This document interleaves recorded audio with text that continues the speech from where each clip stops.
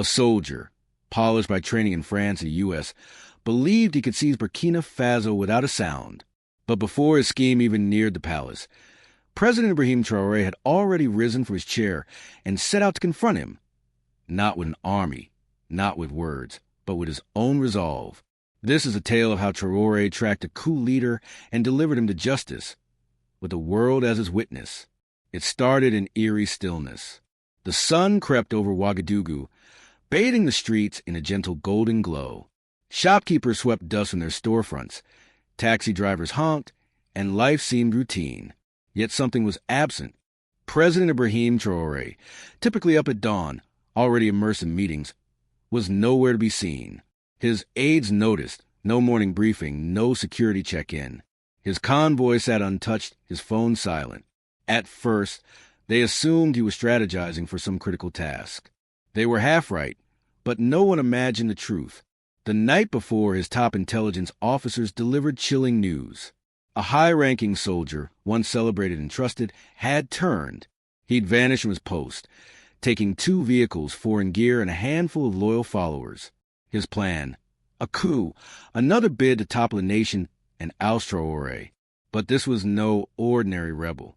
This man had been molded by foreign military schools, trained in France, schooled in the U.S., fluent in French and English. Now he lurked in the capital, poised to strike. The timing felt flawless, or so he thought. Traoré, however, didn't flinch. He didn't summon a full brigade or impose a lockdown. Instead, he stood, donned his camouflage, loaded his weapon, and murmured to his aide, "We move before daylight." Before dawn broke, he selected 4 of his most devoted guards, men who had trained with him, fought beside him, and would follow him to the end. They slipped out of the palace through an unmarked side gate, no sirens, no escort, just a lone black pickup truck creeping through back alleys and dirt paths. The mission was clear. We don't wait for tomorrow. We don't send others. I'll handle this myself, and the people will see I lead from the front. Through the slumbering streets of Ouagadougou, they moved like shadows, weaving through side routes, pausing at corners, monitoring every signal tower and location his team had tracked. This wasn't a game. Traoré was a soldier, and the battlefield was now his own city. Every checkpoint they passed remained oblivious that their president rode in that truck. Every passerby had no clue the nation's leader was on a quest not for power, but for justice. Meanwhile, at the city's edge, the traitor awoke, stretching, arming himself, still convinced the palace slept. But the lion had already left its den, and he was closing in. The black pickup halted outside a dusty, quiet neighborhood on Ouagadougou's outskirts. No sirens, no commotion, just the engine's hum and the soft thud of boots on the ground. President Ibrahim Traoré stepped out first, calm yet alert, his eyes fixed on a modest compound ahead. It looked unremarkable. Crumbling walls, a broken wooden gate, an overturned plastic chair by the door. Yet inside that dilapidated structure hid a traitor, a man who once wore the same uniform as Traoré, trained abroad in France and the U.S., even spotted in Ivory Coast months prior. A man promised power. Traoré whispered to his guards, "He's inside, but I go in first." "Sir, with all respect, no," one protested. Traoré's voice was firm. If a man dares steal a country, he should face its leader head-on. They encircled the compound with precision. One guard covered the rear. Another scaled the roof with a silent signal jammer. Traoré approached the front. He knocked once, no response. He knocked again, harder, still nothing. "Open the door," he shouted. Silence. Then, with a single powerful kick, he shattered the door. What splintered, dust billowed. Inside, the traitor froze, grabbing a pistol from under a couch and bolting for the back exit, only to find a guard blocking his path. He spun, desperate for another escape, but was too late. Traoré tackled him to the ground. Yes, the president himself. No hesitation, no grand speeches. He dropped his knee into the man's back, pinned his arm, and snapped on handcuffs. "You think this country belongs to those who speak a foreign tongue?" he growled. "You think you can sell this land like it's a deal?" The traitor thrashed, spitting. "You don't understand. They promised me protection." Traoré leaned closer. "Who did?"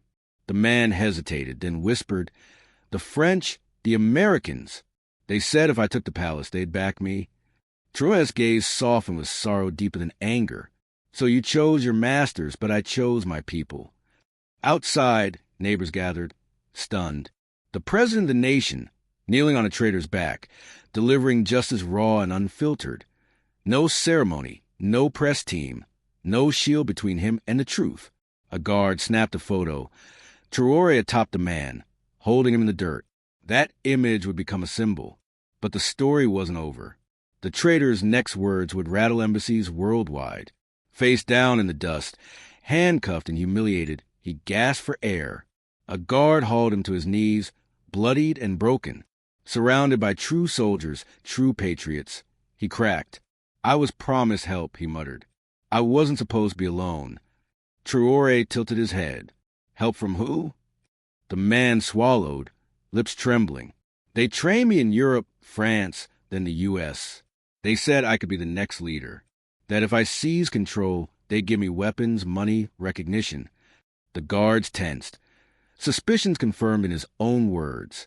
They told me Africa needs strong hands, that I could be useful, that the country would thrive under someone more cooperative. That word, cooperative, cut deep. He wasn't just grabbing power. He was trading the nation for a foreign seat. Traoré knelt eye level, calm. So they trained you to betray your own? They said I was too dangerous, too proud, that I wouldn't follow orders? They're right, he replied. I don't take command from those who still see Africa as their playground. The traitor's face fell, regret flickering. They promised I'd be safe, that they'd extract me if I failed. Traoré stood. Then call them. Let's see who comes for you now. That moment was captured, not just by the guard's camera, but by a neighbor's phone video. It spread like wildfire. The Coup leader confessing, Traoré towering over him, steady as a storm already passed, uttering, call them, let them come. Within hours, the video hit social media across Africa. People were shocked, not just that he caught the man himself, but that the confession named foreign players. The silence from those embassies was deafening. Back at the compound, Traoré told his team, we take him in, but not quietly. The people deserve to know. This isn't just one traitor. It's a bigger game, and the line's been drawn. The pickup truck rumbled back through Ouagadougou's streets. In the back, the traitor sat cuffed, dirt-streaked, shame in his sunken eyes. The same man once adorned with medals, now a ghost. But the city had transformed. The video, shared by a 13-year-old local boy, hit over 1 million views in an hour. As the truck moved, people noticed. A vendor, a mechanic, a woman with firewood glanced up, recognizing their president in the dusty pickup. Not as a bystander, but as the man who stopped a coup. By the time it hit the main road, dozens had gathered. They clapped, raised fists, some cried. An old man dashed into the street shouting, you didn't send someone else, you came yourself. A woman yelled, you didn't hide, you stood up like a true leader. They weren't chanting politics or waving flags. They were thanking a man who risked his life without an army to prove his worth. Inside, the traitor sat silent, forced to hear the people he'd planned to rule by force. People now ignored him, their focus solely on Traoré. The truck reached a military base outside the city. Gates swung open fast. Soldiers stood at attention, not out of protocol, but out of respect. The traitor was pulled out, surrounded by security, but Traoré raised a hand. Let the people see his face. Let them see the difference between one who serves and one who sells. Cameras rolled. Journalists snapped photos. The world witnessed not just an arrest, but a declaration. A guard asked, Sir, why not leave this to intelligence? Traoré smiled softly. Because they've seen too many African leaders hide behind walls. I want them to know I'll step out when the country's in danger. And that's what they saw. A president, a protector. The arrest dominated headlines. But the panic stemmed from confession. The traitor's words. They trained me, the French, the Americans. They said I'd get support if I removed Traoré. Echoed across West Africa on every screen, smartphone, and news station. Embassies in Ouagadougou, Abidjan, Dakar, and even Brussels buzzed. Phones rang. Emails flew. Staff were ordered silent. No comments, no press conferences. They knew the truth was caught on camera, with Traoré beside him. The French embassy closed early. A leaked message showed staff begging Paris for guidance. A diplomat muttered to local media, "We didn't think he'd catch the man himself. We didn't expect this to blow up." At the U.S. Embassy, an emergency meeting convened.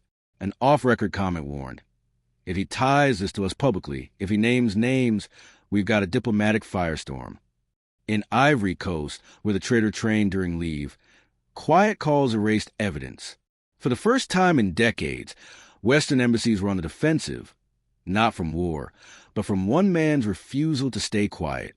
In Burkina Faso, the people moved beyond reaction. They organized. Students waved signs outside foreign offices. "We don't need sponsors. We have Traoré." Women marched through markets, chanting. Burkina is not for sale. In the countryside, villagers without electricity heard the tale via radio and word of mouth. "Did you hear? The president went himself, arrested the traitor with his own hands, made him confess." Across the nation, the refrain grew, "We are not puppets. We are not children. And we will never kneel again." That night in the palace, Ibrahim Traoré sat quietly at his desk, not drafting a speech or plotting revenge, but reviewing evidence, real names, travel logs, coded messages from the traitor's phone. He turned to his aide. "Tell them this. We won't pretend we don't see who's behind the curtain. They tried to move a pawn, and now the board is burning. What do you think about Traoré's fearless pursuit of justice? Share your thoughts in the comments below.